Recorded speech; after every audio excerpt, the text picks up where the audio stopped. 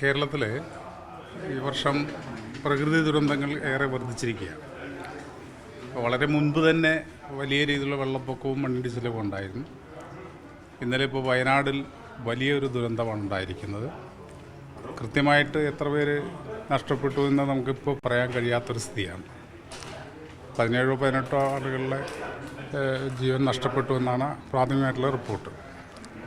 അതോടൊപ്പം തന്നെ ആയിരക്കണക്കിന് ആളുകൾ ഒറ്റപ്പെടുന്ന സ്ഥിതി ഉണ്ടായിട്ടുണ്ട്.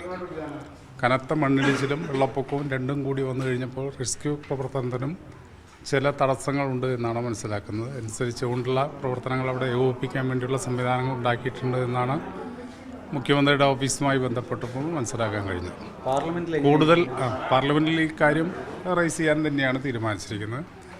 എല്ലാവരും അഡ്ജോൺ മോഷനുള്ള ഇത് കൊടുത്തിട്ടുണ്ട്.